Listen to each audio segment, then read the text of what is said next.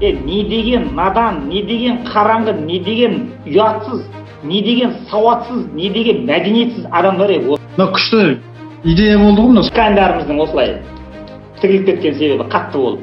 Мына еркек адамдардың 50-ден асса да қартаймайтыны, түрін бермейтін себебі сол екен дейді. Адам ата оянады, бойында нәпсі бар. 25-тегі жігіт мынандай қараса ана жерде ақжаулықтың астында әдемі силуетті симпатичный қыз тұр дейді. Найзадай кірпіктерін қағып жіберіп, еңкейіп тұрып, діннен бейхабар бір әшейін елдің арасында той-тойлап өлең айтып жүрген термеше анау-мынауларын шығармайды оны. Мен өзім көкейімде жүрген біраз нәрсе сұрақтарға жауап таптым. Бейсен досым дүниеден өтті, сәке сізге көңіл айтамын деп айтып. Не деген көңіл айту мынау, айналайын-ау.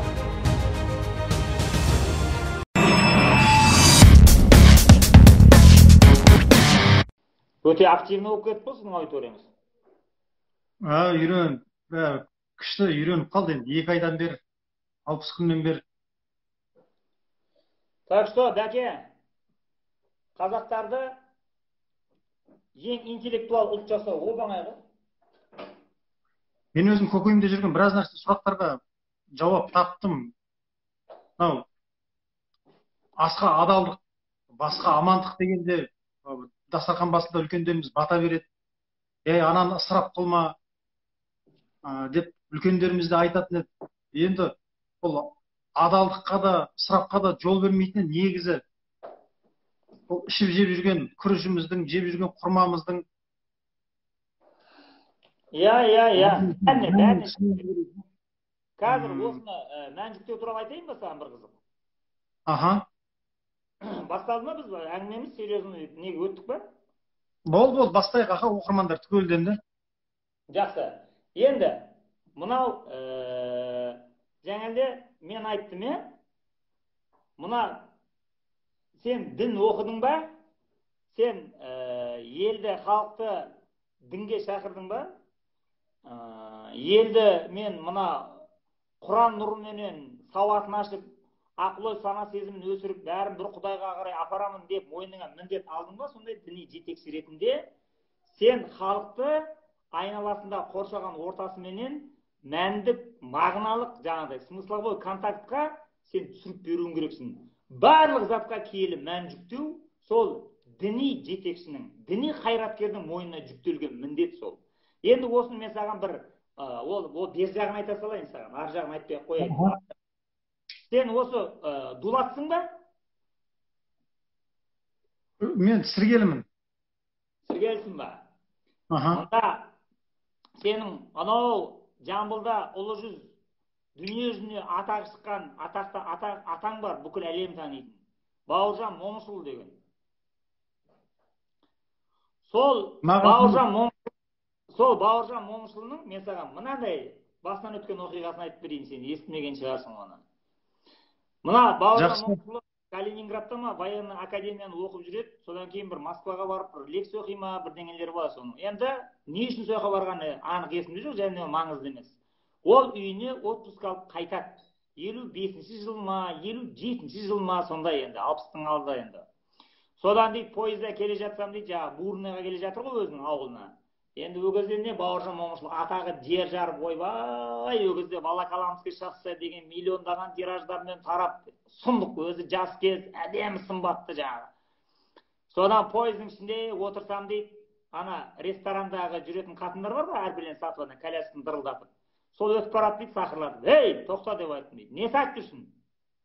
Шоколад деп айтты дейді жаңағы орыс қатын. Сосын әкелші көрейін деп айттым дейді. Қараса, мына қазір біздің көріп жүрген плиточный шоколадтар ғой. Сол екен. Соны әкел бір деп, екеуін ба, үшеуін ба сатып алдым дейді. Соны біреуін шай іштім дейді. Соны қалғанын сөмкеме салып қойдым дейді. Содан не керек? Жаңағы Бурныйға барады ғой, Жамбылдан түсіп. Соны ауылына барады, ол кезде сол әкесі тірі ғой деймін соны, ана Момыш әлі. Өзі 91 неге қайтқан адам ғой, ол өте кәрі. Одан ойбай Бауыржан келді, ойбай, ол кезде Бауыржан дегенің ойбай, атағы жер жарып тұрған соң, ауылдағылардың бәрі жиналып.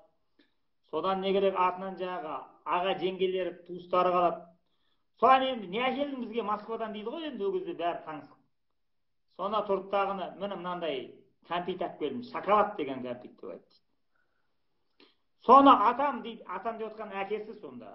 Сол сұрады дейді, бұл қайдан келген деп. Сонда Бауыржан Момышұлы, қара, сен өзің. Сонда өзі коммунизмнің ұрып тұрған кезі ғой, ұрып тұрған кезі. Сонда анаған істегенін қарсы Бауыржан Момышұлының.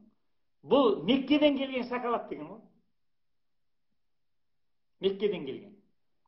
Енді ана адамдар ғой білмейді да ғой, Мекке, ол әйтеуір Меккенің барын біледі, ол қаяқта, ол жақта не шығады, ол шоколад бар ма, жоқ па, ол қайтып жасайды білмейді да.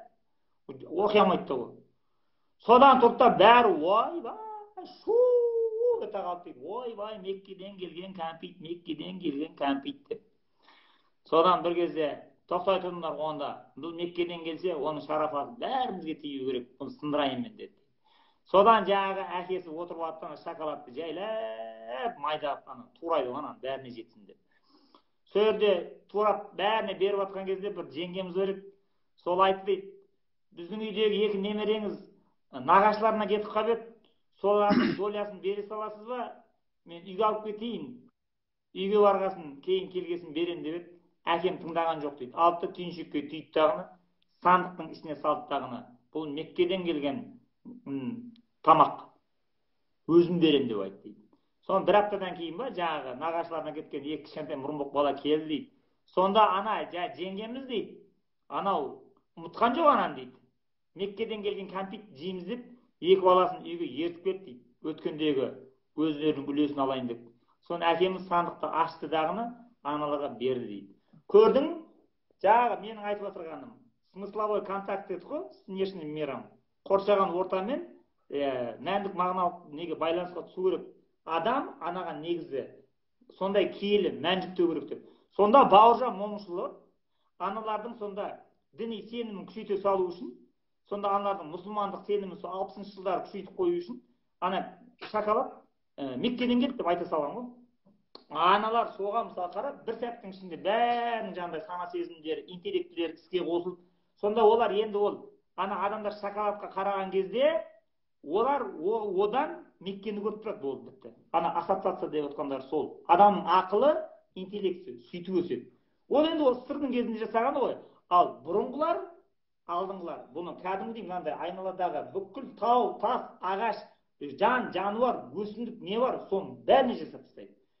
Цивилизация деген сол, ислам цивилизациясы, не үшін ол цивилизация, не үшін ол өркениет, не үшін ол мықты, не үшін ол ешқандай нәрсеге тоқтамай кете береді. Ол адамдарды субъектіні объектімен сондай мәндік қарым-қатынасқа түсіріп бере алатын болғандықтан да мықты. Ал егер қазір мына ақшаға сатылған ұялмағыр ұятсыздар бізді өстеп, қазақтың бүкіл дәстүрін мансұқтап, бәрін осындай жерге ұрып, осындай аяққа таптай беретін болса, айтып отырмын ғой, бұл елде мына интеллекті дұрыс жұмыс істейтін интеллектуал бірде-бір қазақ қалмайды. Ауғанстан болып кетеді, бұл бітті шаруасы. Сондықтан барлық мешіттерде отырған имамдар осы міндетті мойындарына алу керек. Адамдардың интеллектін сақтап қалу үшін кәдімгі бүкіл күштерін салу керек осыған. Бұл солардың қолындағы жұмыс, және бұны олар атқарып шығара алатын толық мүмкіндіктері бар. Бүкіл рычаг қолдарында. Так, енді маған бір идея, анау күшті идея болды ғой, саудамен айналысатындарға не сатып жатқанына мән беріп, соның мәнін түсіндіріп тұрып сататын болса, кез келген зат сатып жіберуге болады екен. Енді сенің де кешегі ана умра қажылығына барғанда сатып алған тақияң, сатып алған жайнамазың, сатып алған тәсбихің бәрі Қытайда жасалған ғой. Сен соны Қытайда жасалғанда не қылмайсың ғой, сен соны Меккеден келген деп үйіңе іліп қойдың ғой. Соны әлбетте үйіңе ілгізіп тұрған нәрсе сол ана ассоциация ғой. Так, енді жақсы. Бізде қазақ дәстүрінің ішінде аса қатты шабуылға ұшырағандардың біреуі осы соңғы әжептәуір көз ашық Оқан дегендерінің өзі атаковать етті. Беташар, солай ғой? Иә, мен соны сұрайын деп отырмын сізден, беташар. Сәлем салуға болмайды. Ойбай, сол сәлем салуға болмайды, сол ширк екен деген. не деген надан, не деген қараңғы, не деген ұятсыз, не деген сауатсыз, не деген мәдениетсіз адамдар осыны алып беташар шеріктеп жүрген. Не деген қараңғы аналар. Мен таң қаламын осыған. Дұрыс. Ол көне түркіден келе жатқан сәлем салу дәстүрі. Соны алдыдағыны матрудилер, яссауилердің заманына келген кезде, оны алдыда сыртындағы оның ана сәукелесін киіп сәлем салатын жері ғана көне түркілік болды да, ішкі мазмұнының бәрін оны илахи қылып жіберді, бәрін құран қылып жіберді. Енді мен саған өткенде асығыс үсігіс айттым. Енді мен саған беташарды басынан аяғына шейін детально айтып берейін. Оқиға былай болады. Ең әуелі Тәңір Тағала мына адам атаны жарататтағына жәннатқа қояды. Бірақ бір өзі жүре бергеннен кейін оның іші пісіп кетеді кәдімгідей. Сосын тұрады айтады, мынаған сырласатын, әңгімелесетін, мұңдасатын, мен бір серік жаратайын дейді дағыны. Мына адам ата ұйықтап жатқан кезінде білдірмей, мына сол жақ бұғана қабырғасын тілеп дағыны, сол жерде мынандай сүйек саяқ араласпаған мамық, жұмсақ, мякоть еттен кесіп алады. Сөйтіп содан Хауананы жаратады. Мына еркек адамды жаратқан кезінде 40 мың жыл балшықты илеп әбден пісіреді ғой. Соның себебінен еркек адамдардың денесінің қатты, грубы болатын себебі сол деп айтады. Біздің тканьдарымыздың осылай тігіліп кеткен себебі қатты болып. Ал ана Хауа ананы жұмсақ, сүйегі жоқ еттен жаратқандықтан, мына әйел адамның мақтадай жұмсақ, талшыбықтай майысып, нәзік болып тұратын содан екен дейді. Енді еркек адамды 40 мың жыл әбден илеп пісіргендіктен, мына еркек адамдардың 50-ден асса да қартаймайтыны, түрін бермейтін себебі сол екен дейді. Ал мына әйелдерді арнайы бөлек сондай қылып илеп пісірмегендіктен, жаңағыдай мамық еттен бірден жасай салғандықтан, мына әйел адамның 30-дан кейін мына көзінің айналасына әжім түсіп бастайтын себебі сол екен. Сондықтан әйелдер арнайы пешке пісірілмегендіктен еркектерде олардың ақысы бар. Яғни табатын табысың жоқ дегенде 25-30%-ын 30-дан асқандан кейін келіншегіңе косметика алуға, крем сатып алуға ақша беруің керексің. Түсіндің? Себебі олар айтады. Мысалы, менің де әйелім айтады, дейді, тапқан табыстан осындай қымбат кремдер аламын дейді мен. Не үшін? Мені дейді, Алла Тағала сен сияқты арнайы пісірген жоқ, сондықтан ақымды бер дейді. Берем сосын.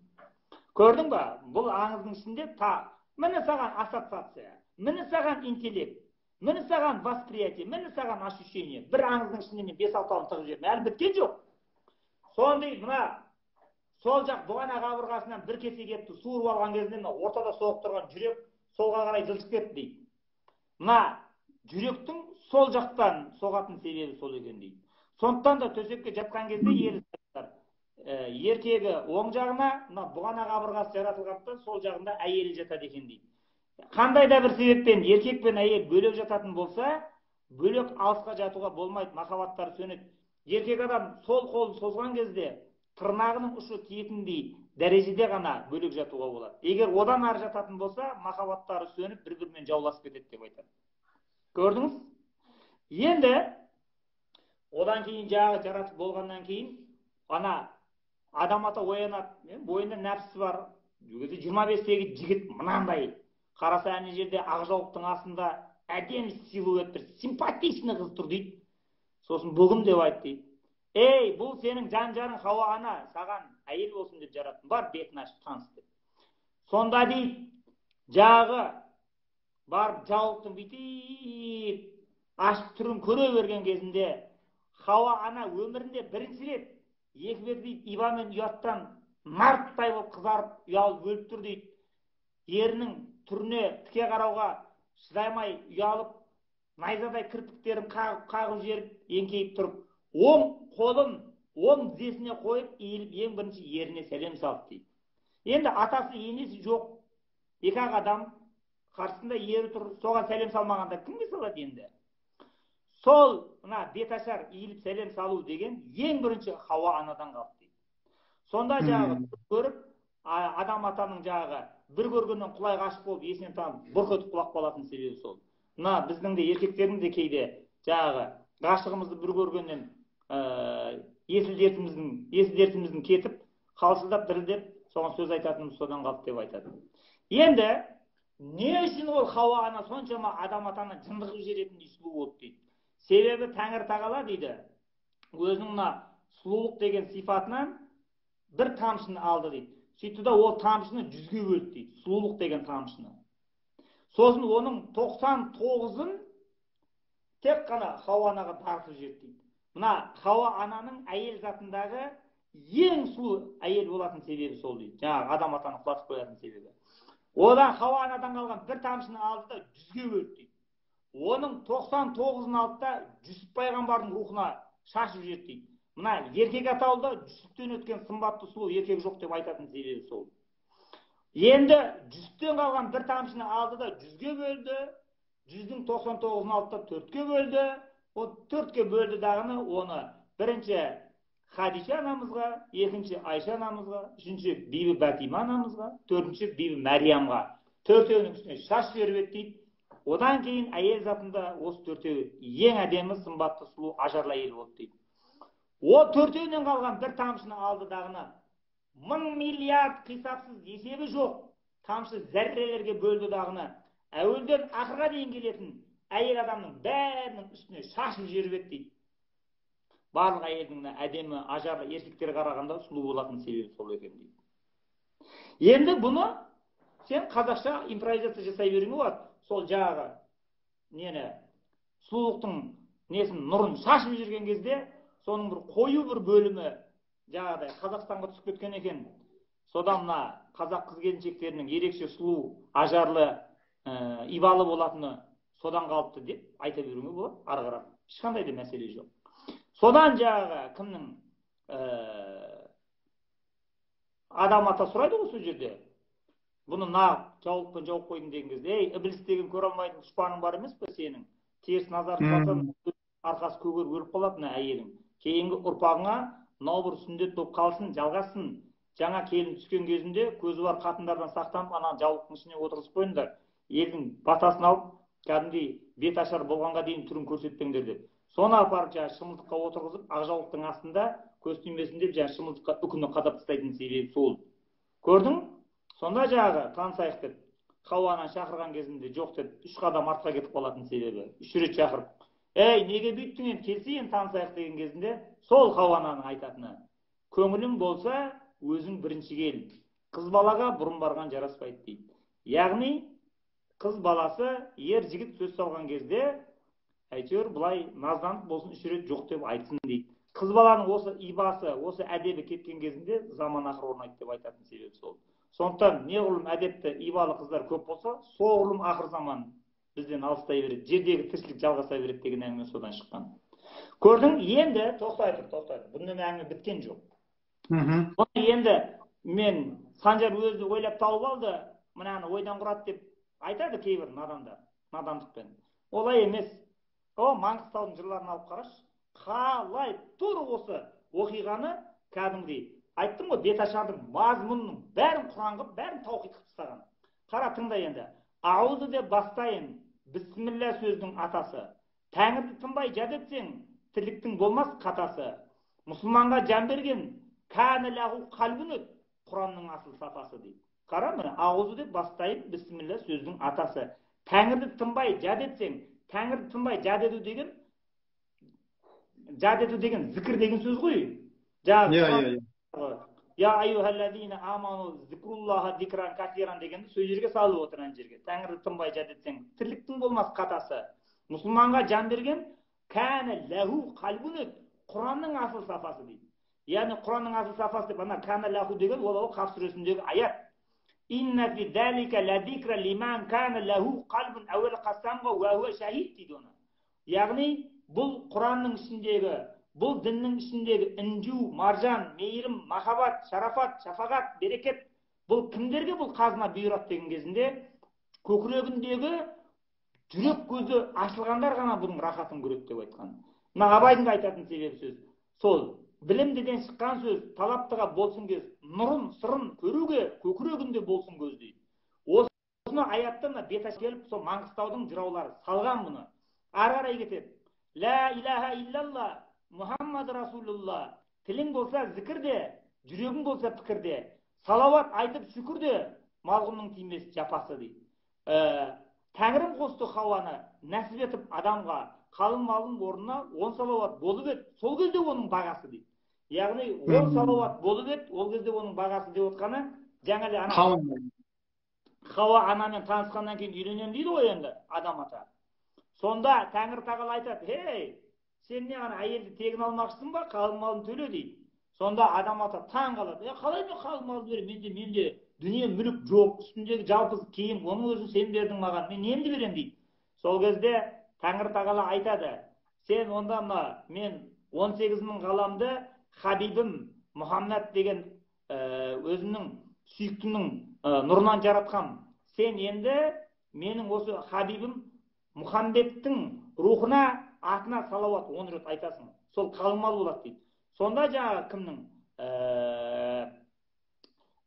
адам атаның 10 рет салауат айтатын кез сол кез жаңағы: "Аллахумма салли аля Мұхаммадин ма дамати салауат ва салли аля ма даматил баракат ва салли аля исм Мұхаммадин фил асмай ва салли аля рухи фил арвақ ва салли аля турбати Мұхаммадин фил тура ва салли аля раудати Мұхаммадин фил рияд ва салли аля жасади Мұхаммадин фил асад ва салли аля нури фил анвар ва саллаллаху тағала хайри халқихи Мұхаммадин ва аля алихи ва асхабихи аджмаин" деп 10 рет айтады. Содан кейін барып, болды, пайғамбарға салауат айттың, міне енді мына Хауа ана енді сенікі болады деп соған некелеп беретін себебі сол. Жаңағы айтып отқан сол, Тәңірім қосты Хауаны нәсіп етіп адамға, қалың малдың орнына 10 салауат болып еді, сол кезде оның бағасы дейді. Сөйтті ары қарай кетеді. Жаңағы дөңгеленсе тіліміз, несіне сөзден сасайық, жәрдем берсе жаббарқақ, медет берсе машайық, еріксіз ышық тіленіп, ал құлым десе Аллажан, қауышуға хақпенен көңілдің көзін ашайық. Ретін тауып жігіттер лағин жолдан қашайық, шашарым деп шалдықпай, рахмани жолды тосайық.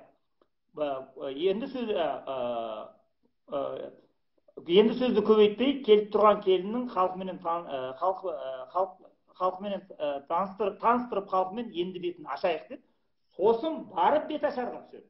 Сонда сен бет ашарда, бет ашқанға дейін, ескі жырларды қара. Ағузу билладан, Құранның ішіндегі көкірек көз туралы аят, сосын сен кәлима тайба, сосын салауат, содан кейін барып кеп түсесің сен бет ашарға. Осындай нәрсе, осындай Құранның мазмұнымен шылқып толып тұрған нәрсені, есі дұрыс, ауру емес, психоз емес, шизофреник емес адам беташар ширк деп айта ма? Беташар ширк деп айтатын адамды просто врач шақырту керек. Біздің үйде бір адам осындай шизофренияның өте сондай жаңағыдай ауыр формасына шалдықты. Біздің мына беташар дәстүрін ширк деп жатыр. Мына кісі өліп қалуы мүмкін деп, скорый помощь келіп оны алып кету керек, аяқ қолын байлап. Вот, не істейді басқа. Жақсы, керемет қыласып бердіңіз. Мен енді кішкене комментарияларды қосып қойын, кішкене елдің де пікірін назар сала қойын.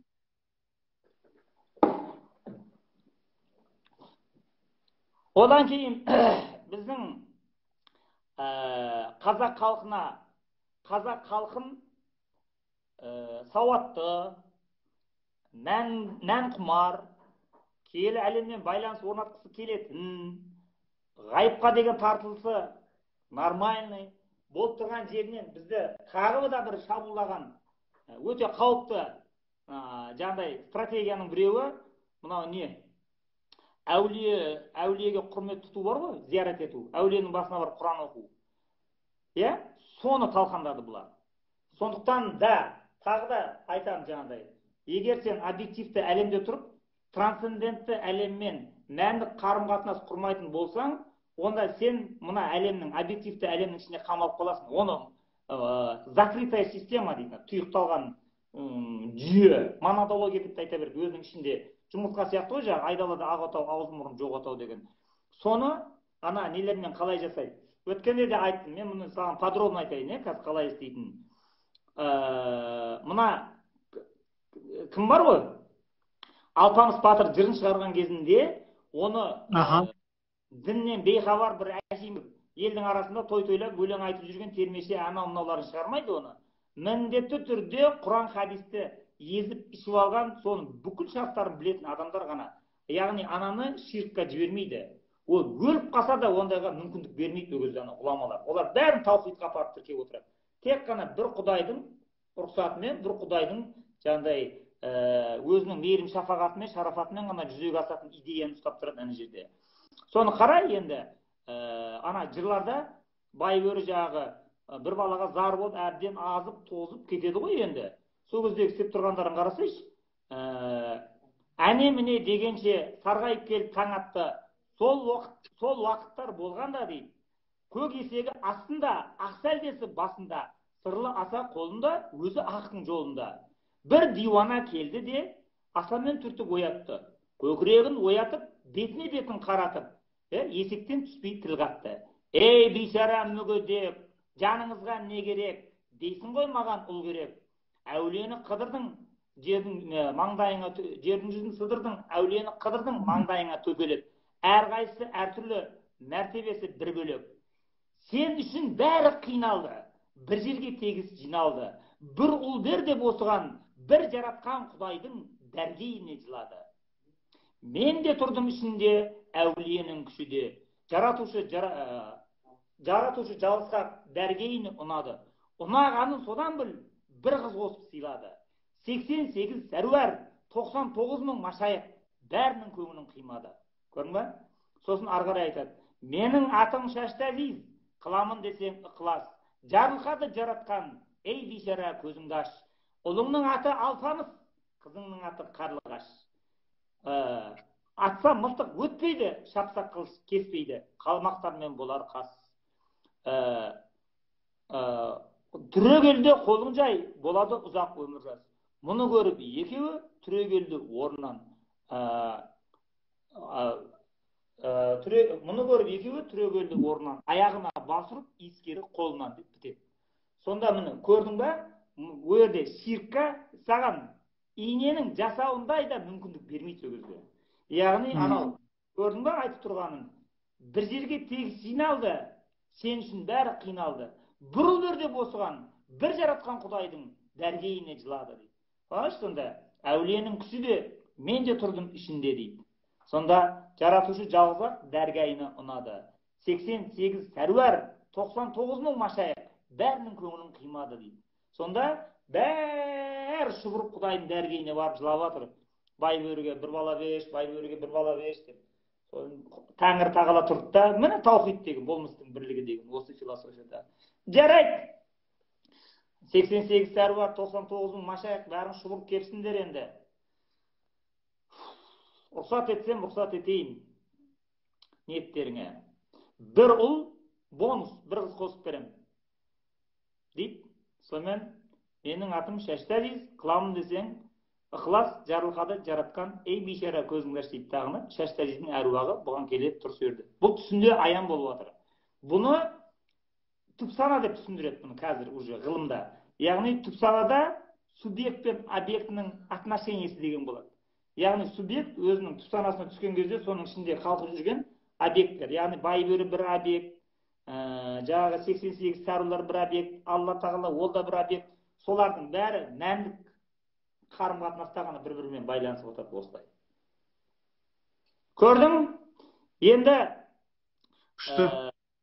Енді мен соңғы рет тағы бір нәрсе айтам. Сонымен менің әңгімем бүгінге бітеді.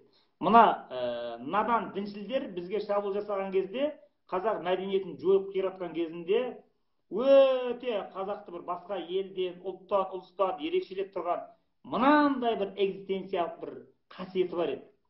Ол не? Ол көңіл айту. Көрдің ме жаңалде сен маған басталған кезінде бейсен досың дүниеден өтті, сәке сізге көңіл айтамын деп айтып жатсың. Бұл мына адами қарым-қатынас өскен, өнген, мәдениетті, өркениетке жалғанған елдің балдары солай жасайды. Себебі көңіл айту деген адамда ғана бар нәрсе. Айуандар көңіл айтпайды мысалы бір-біріне. Өліп жатса. Енді бұрын осыны, мына бұрын көңіл айтқан кезінде бір адамның жақын туысы қайтып болатын болса, кәдімгідей келіп жырменен оны адам атадан бастап оны байланыстырып, сен түгіл адам атаның баласы әбіл де өлген, Дәуіттің 30 жылда өлген, Сүлеймен де өткен, сен тұрмақ Мұхаммед пайғамбардың да баласын алған, пайғамбардың өзі де кеткен, айтып жырлап келеді. Ең соңынан барып, осыншама пайғамбарлардың бәрі ұлдарынан, қыздарынан айырып, өздері де дүниеден көшкен кезде, сенің ұлың қызың дүниеден өтсе не бопты? Ол да бір Құдайдың заңы деп алып келетін болған. Бұл енді тамаша дәстүр. Керемет нәрсе ғой негізінде, иә. Ау. Керемет көңіл айту, керемет жұбату ғой деймін де. Иә, ол мен мына неден мына батыстағылардікін көрші, бүйтіп саған, аннан мұннан мынандай өріп алып келетін мұндай мәдениет жоқ. Мына батыстың бәрінде ағылшынша my condolences дейді, болды бітті. Примите мое соболезнование дейді, болды бітті. Одан бастық, одан бос. Аналар жаңағы my condolences дейді, болды бітті, екі-ақ сөз. Орыста примите мое соболезнование дейді, болды бітті, үш ауыз сөз. Қазақтарда бұл өте әдемі дамыған бізде. Көңіл қосу деп айтады қайтқан адамға. Енді мен осыны жақсы, осы мәдениет құрды. Мысалға мен бірінші рет 8-ші класста оқып жүрген кезде класста бір баланың әкесі қайтыс болды. Мен соған көңіл айта алмағам, мысалы. Білмеймін, сен айтайын десем, қалай айту керек екенін. Көрдің? Сырдың кезінде. Енді жарайды, мақұл, ол құрды ғой сыр 91 жылы. Енді одан бері 30 жыл өтті ғой. Енді осыны мына діни орта қайтадан қалпына келтіреді деп, бұлар да бар ғой, қайғырудың орнына оны бір жаңағыдай жыламай бүйтіп тұрып, ол жәннатқа кетті деп безеріп тұра беруді бір мәдениет санайтын болды мына ұятсыздар. Мен вообще түңіліп кеттім. Енді осыны әлі де жыраулар мектебі мына Қызылордада жақсы сақталған ғой. Әлі Қызылорда, Арал, Қазалы, Қармақшы, сосын Маңғыстау жақта жақсы сақталғандықтан оларда әлі де осыған еліктеп жазатын адамдар бар. Осымен Фейсбукта біреудің баласы қайтыс болған екен. Соған Фейсбукта біреу ақын көңіл айтыпты сыр елінің несінде деп. Сонда анау маған қатты әсер етті. Ананы бірден көшіріп алдым дағыны, жекеме алдым да жаттап алдым. Сонда ана баласы өлген адамға қалай ана қазақы мәдениетпен көңіл айтып отыр ана ақын, жаңағы Қармақшының қызы. Сәулесін шашқан талайға шарт сынып кетсе шарайна, қобалжып көптің көңілі қозғалмай қалмас қалайда. Жыраулар сынды жыр төксем, сарыны көпке тарайма. Тірлікте жүрген көп жақсы, жұмаққа жерді балайма. Кімдер кеп, кімдер кетпеген, жер беті алтын сарайға. Есебін білер жалғыз қап, есі бар пенде санайма. Хан өткен қара бейді өткен, батырда байда малайда, жас өткен қыршын қарт өткен, аққырау түсіп самайға. Данада өткен тау болып, барам деп қандай маңайға.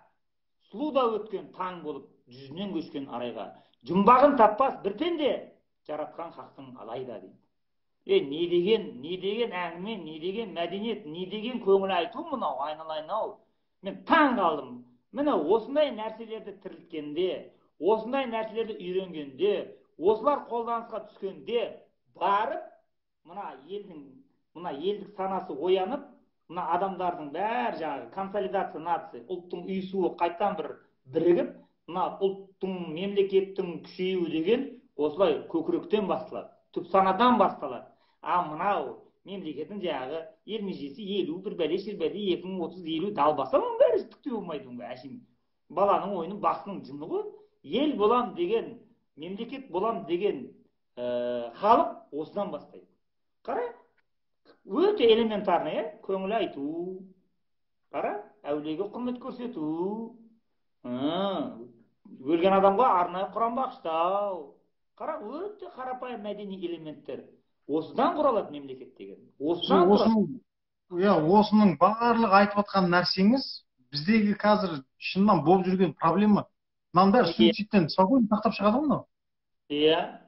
Сондықтан мына жерде егер әлі ширк неврозына шалдықпаған қазақтар болатын болса, осы бастан болды, ондай әңгімені тыңдамай қойсын, далбаса ондай жоқ. Бұл проблеманы айтып отырмын ғой, 10-11 ғасырда Матруди, Қожа Ахмет Яссауи, Насафилер атам заманда шешіп тастаған бұл проблеманы. Болды, бітті, жоқ ондай проблема. Ал егер көтерсе ондай проблеманы, онда біздің ұлттың, біздің халықтың интеллектісін талқандау үшін, бізді делі қылу үшін, бізді шизофрениямен ауыртып, бізді галлюцинация көретін ауру адамдардың, ауру халықтың қатарына санатына қосу үшін істеп жатқан, мен бұны мылтықсыз майдан деп есептеймін. Сондықтан әрбір дәстүрдің киесін осылай мәндік тұрғыда түсінетін қазақтарда надандыққа ұрынған діншіл арабтарды ислам өркениетіне шақырып, олардан мәдениетті халық жасап шығаруымыз керек деген әрбір қазақтың мойнында сондай жауапкершілік, сондай амбиция болу керек. Олардан үйренем деген емес, о бейшаралардың көзін ашам деген амбиция болу керек. Әрбір қазақтың мойнында сондай тұру керек. Мен мысалға осында тіл курсына келген кезінде 30-40 ба арабтың балдарымен бірге оқығам. Бәрі туылғаннан тек Құранды оқи беріп, басқа кітап оқымаған. Өте төмен танымдары. Олар маған не айтады? Мен кәдімгі мойныма жауапкершілік алып алдым, мына бейшараларды цивилизацияға жалғайын. Өзің ойласайшы, мен сонда Орта Азиядағы көне түркі империясының қара шаңырағында қалған, мынау Жошы ұлысында қалған, Алтын Орданың қара шаңырағында қалған, Қазақ хандығының кешегі Абылай ханның жерінде отырған, Қожа Ахмет Яссауидің жерінде туып өскен, Алаш арыстарын, Абай шәкәрімді оқып өскен, мына маған сонда ана жағы 8 класс зорға бітірген, шала сауатты, анау кешеге дейін Англияның колониясында болып, бертінге шейін соғыстан көз ашпаған ана мұрынбоқ араб балдар сонда маған исламды үйрете ме? Мені солар өркениетке жалғай ма сонда? Мен солардың уағызын тыңдайды деп ойлайсыңдар ма? Қақпайды олар ассоциациямен, интеллектіне, IQ дегенде жоқ қой түсінік оларда.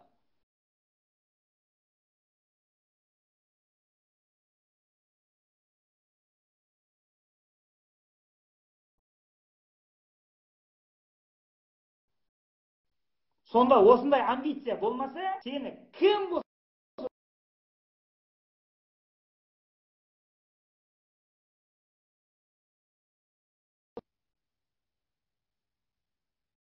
мен дәстүр келіп, ол саусағын шошайтып әңгіме айтатын кімсің сен вообще? Кім саған ондай мандат беріп отыр?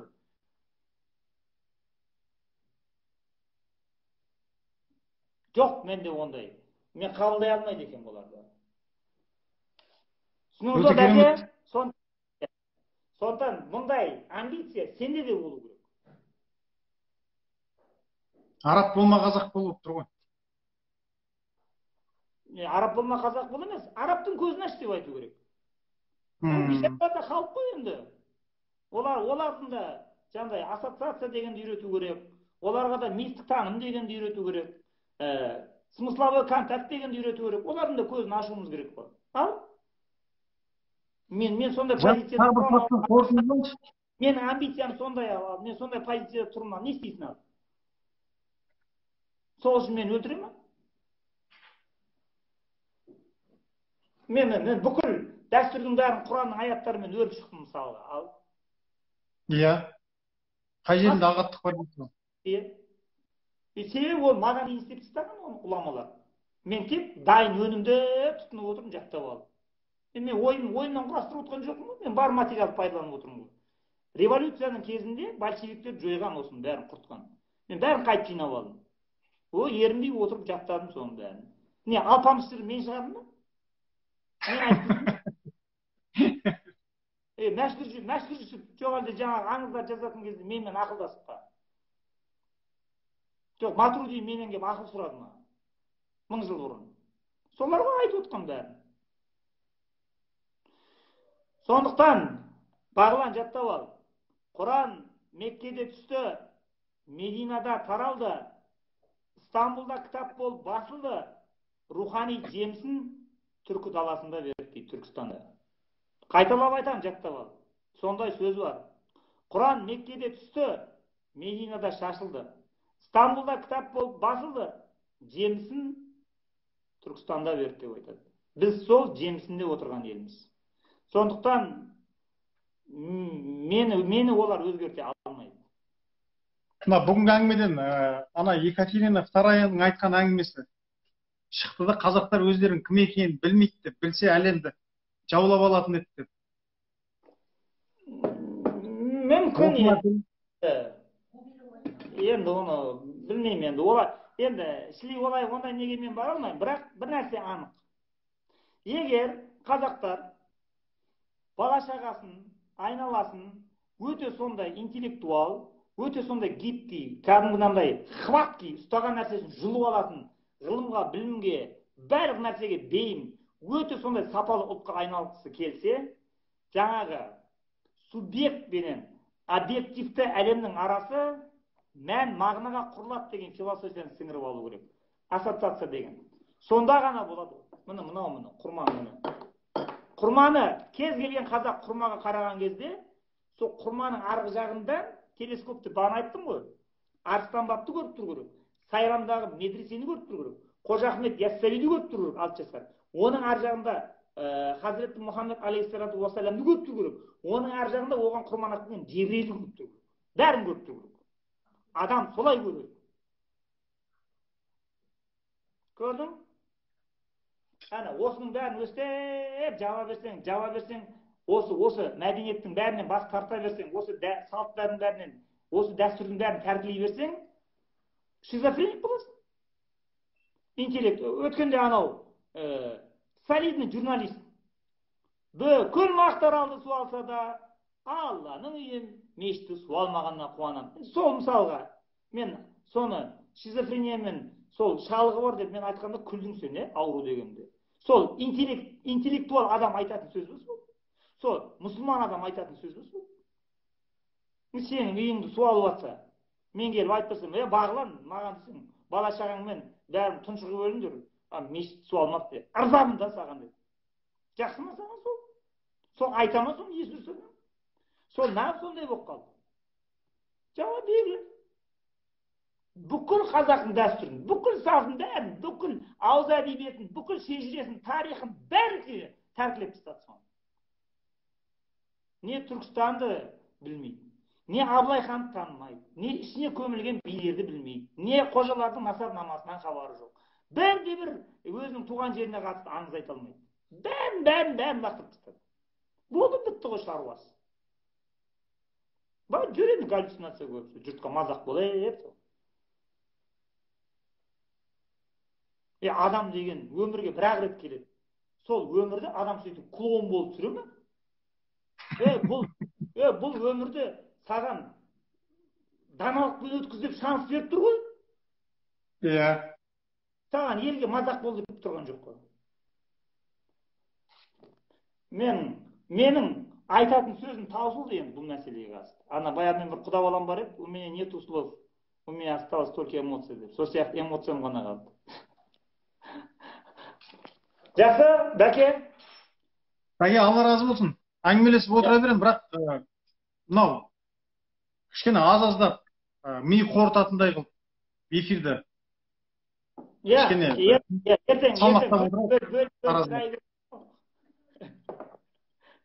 Таразылап отырайық. Әйтпесем қазір 600-ден 615 оқырман кіріп, енді қызып жатыр. Осындай, мына көріп отырған адамдардың бәріне айтам. Бала өсіріп жатсың ба? Үйіңде қыз өсіріп жатсың ба? Ұлыңды, балаңды сен надан болсын, топас болсын, бейшара болсын, байғұс болсын деп тумайсың сен оны. Менің балам осын, өссін, өнсін, осы елдің шырағы болсын деп өсіріп тәрбиелеп отырсың. Ал оның шарты сол, франклар не үшін шайқасып жүр сонымен? Ана адамның интеллекті болмысы не үшін ашылмай қалды? Оқыттық, тоқтық, соның өзінде топас болып қалды. Неғып бүйтіп жатыр деп сұрап жатыр. Соған жауап беріп жатыр. Кие деген нәрсе, сакральность деген нәрсе, мән, мағына, ғибрат, логос деген нәрседен кетіп қалдыңдар ғой өздерің деп айтып жатыр. Істемеңдер олай деп, мыналар соғысып жатыр сонымен. Сол мен логотерапияның философиясын алып, мен оның алдында қазақ салт дәстүрлерінің сыртына броняға кигізіп қойдым сосын. Ешкім өте алмайды бұдан. Бәрін талқандайсың. Адам айналасына кез келген затқа қараған кезде сондай кие көріп тұру керек. Ана өлген адамның затын тарататын себебі де сол ғой. Ана соның сағатын, белдігін саған ұстатып жібереді. Соның қолыңа, беліңе тағып жүргенде сол адамды көріп тұрасың. Сол ассоциация деген. Соны жағы әртүрлі атауы бар жағы. негізі перспектива эффектісі деп айтады былай. Бірақ енді ол тілге қиын болғаннан кейін оны жеңілдетіп телескоп дей салған ғой. Бұл жайлы кейін көп. Көрдің? Так что, Бағлан, қаншалықты қасындағы заттардың осындай мына күріш, мына мейіз, мына құрма, тағы, анар, бәрінің неғұрлым солардың осындай аңызын білсең, сен соғұрлым көкірегіңде сондай кино ойнап тұрады. Ол туралы мен кейін айтамын, ол смыслды, көру туралы қалай көрінеді деп. Бір күні киелі географияма бір тақырыпқа түсеміз, енді Қазақстандағы киелі жерлер, аң, құстар туралы. Ол да бар, жаңағы смысловой контакт деп. Оған бүгін кірген жоқпын, мен 5-6 қиссаны айтып уақыт бітіп қалды ғой. Көрдің? Сондай. Так что, ел болам деген, ұлт болам деген, семьямды сақтап қалам, берекелі әулет болам деген адамдар ең бірінші киеден бастайды. Тоқтай тұр, құт кие деген нәрсені ұстап алайық, соны түсінейік. Содан кейін барып сен семьяңды ары қарай дөңгелетесің. Одан бері істей алмайсың, шашылып қаласың. Жоқ. Жақсы? Жақсы, келесі тағы да бір жүздесуді Алла тағала нәсіп етсін. Кездесіп жатсақ, тағы да бір керемет тақырыпты қозғаймыз деген ойдан Сәке енді. Онда хабар өзіңізден күтемін. Екеумізге де ыңғайлы уақыт тағы да бір шығатын болса, онда айтасыз, мына күнге қалай деп. Сосын сөйлесеміз. Жақсы? Ал оған дейін, мына отырған халық, мына эфирді 2-3 рет қайталап көрсін да, бағанағы мен айтқан қиссалардың бәрін жаттап алсын, баласына үйретсін. Сосын міне қазір офис ашылды, салт дәстүр сөйлейді, сатылып жатыр, ертең жаңа шығады, бір 5 күнде ма жаңа тираж шығады. Яссауи феномен, жаңа мен айтып отырғаным, ол да сатылымда бар. Сияр-шар, ол да сатылымда бар. Мың сұрақ, ол да сол нәрсе, сол кітаптың ішіндегі кие ұғымдары сол мемлекетті ұлт ұстап тұрады. Сол консолидация нации деген. Содан басталады мемлекет. Содан ары қарай кетеді сосын. Соны кие туралы ұғымдарын суырып алсаң адамдардың көкірегінен, болды бітті, бірінің етін бірі жеп кетеді жайына. Сондай, сондықтан қазақтарға айтып отырмын ғой, шабуыл екі жақтан жасалады. Біреуі скептиктер, рационалистер, сосын жаңа нигилисттер. Ғылымның күшімен талқандайтындар, далбаса бұның бәрі дейтіндер. Екінші, дінмен талқандайтындар. Мына жақтан, мына жақтан. Бірақ екеуі де бір нәрсені талқандап жатыр. Жақсы? Жақсы. Өзіңізбен байланыстымын. Тағы да белгілеп бір күн эфир жасайық. Жақсы. Енді жаңағыдай жер суменен жан-жануарларға тоқтауға болады. Неше түрлі шақалақтар жасауға болады. Мен өткенде Қайраттан көріп қалдым. Қазақстанда өсетін әрбір тал шөп, Қазақстанның әрбір тауы, тасы, бәрінен сен кие көріп тұрмайтын болсаң, бұл мемлекетте өмір сүрудің ешқандай қызығы жоқ. Көшіп кету керек. Жақсы? Не дейді халқыңыз? Ураган болды дейді ғой мына біреу. Сау болыңыздар. Халқым арасында бір-екеулер кетіп жатыр енді. Енді, конечно, мұнда шизофрениктер бар ғой енді.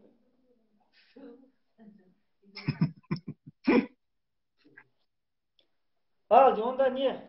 Ертең айт құтты болсын, сиырларың сүтті болсын. 3 күн айттап, Құда қаласа. Құдай қаласа, өздеріңізге де, дүниеңізге, отбасыңызға сәлем айтыңыз. Өзіңіз де. Амандықта, саулықта. Мынау, енді виртуалды әлемде біраз отырдық. Құдай енді реалдағы өмірде жолығып, құшақтасып, көрсіп, лимонмен бір шай ішуді жазсын. Жақсы? Бұйырса. Менің де айқайлап күшім таусылды. Даусымның тембірі де кетті, міне уже хрип пайда болды. Әйел бала шағам да күтіп отыр, шай ішейік көке деп. Біз енді шай ішейік. Жақсы, көріскенше. Мен кеттім. Бай-бай. Жақсы, сау болыңыз.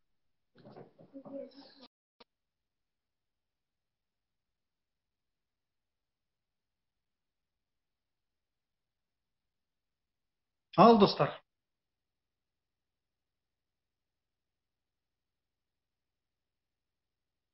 Масқара, құнды кеңестер дейді. Керемет әңгімелер, керемет ақпараттар. рухани қазығымызды тауып алғандай болдық қой, айтыңыздаршы.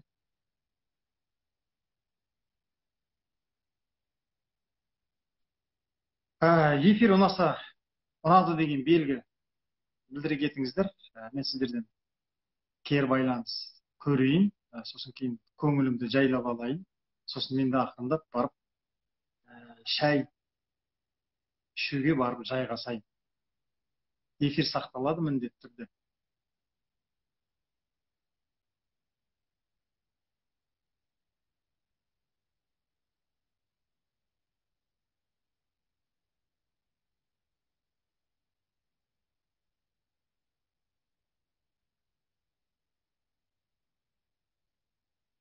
Бағлан ол кісі намазхан ба дейді. Енді 4 тілді білетін болса, өзі ғылыми еңбекпен айналысып жүретін болса, бүкіл аңыз әпсаналарды, бүкіл әңгімелердің барлық қисса дастандарын барын шариғатпен байланыстырып, тізбектеп, шайнап беріп отырса, енді оған намаз оқи ма деген сұрақ әрине күлкілі көрінеді ғой.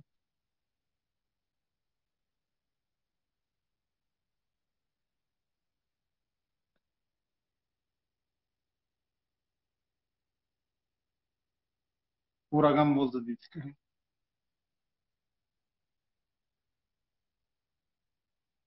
Ал жақсы онда, ағайындар, бауырлар, шынымен тағы да біз кейде мынау Алла разы болсын деп бір болмашы нәрселерге кейде бір Алла тағаланың ұлы есімін қосып бір дежурный сөзге айналдырып аламыз ғой, Алла разы болсын. Мен енді осы тұста шынымен сіздерге 30 күн ораза ұстап, сабырлық танытып, бір Алланың разылығына жақындап, мол сауапқа кенелемін деп ниет етіп ұстаған оразаларыңызға шынымен Алла тағала сіздерге баршаларыңызға разы болсын. Айт мерекесі құтты болсын. 4 көзімізді түгел, Құдай қаласа, келесі жылы қасиетті Рамазан айында тағы да жүздесіп, оған дейін осындай мықты эфирлерді жалғастырып, рухани сусындап жүріп, келесі Рамазанға керемет бір дайындықпен кіруді Алла тағала нәсіп етсін. Жанұяларыңызға, үйдегі үлкен кісілерге, қарияларға, бала шағаларыңызға, тегіс ағайын туысқандарға жаппай жалынды бізден сәлем. Алла амандығын берсін, індеттен аман есен шығуымызды нәсіп етсін. Басқа не айтуға болады? Тек бір еңсеміз көтерілген толық адам болып, бір рахат өмір сүруді, жалтақтамай өмір сүруді, өзіндік мені бар, айтар ойы бар, бір беткей, ақыл парасаты жеткілікті, сондай бір толық адам болып өмір сүруді Алла тағала баршамызға жазсын. Ал, ассаламағалейкум, аман болыңыздар.